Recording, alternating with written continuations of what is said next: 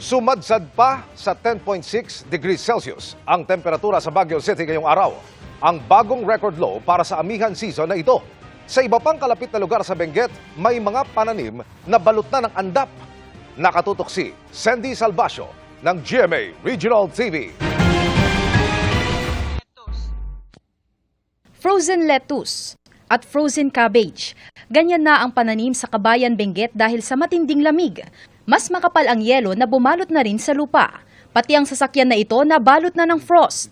Pati mga pananim sa barangay Paway sa Atok, tinamaan ng andap. Gumamit ang mga magsasaka ng water sprinkler para hindi masira at masayang ang mga pananim. Ngayong araw, 13 degrees Celsius ang naitalang temperatura sa La Trinidad sa Benguet. Mas malamig sa kalapit na Baguio City na bumaba pa sa 10.6 degrees Celsius. Pinakamababa na yan sa lungsod mula nang mag-umpisa ang amihan season. Inaasahan pang lalamig dahil sa patuloy na pagbugso ng hanging amihan. Kaya nagpaalala ang lokal na pamahalaan ng Atok sa mga turistang aakyat at mamamasyal sa lugar, mainam na magpakonsulta muna sa doktor lalo na sa mga may iniindang sakit. Reminder lang po yung pag po nasuot pag ganitong malamig saka yung pag alam po nila na may health conditions po sila na mas magandang ikonsulta muna sa kanilang mga physicians kung ano po mas kinakailangan lang gawin bago sila bumiyahe dito.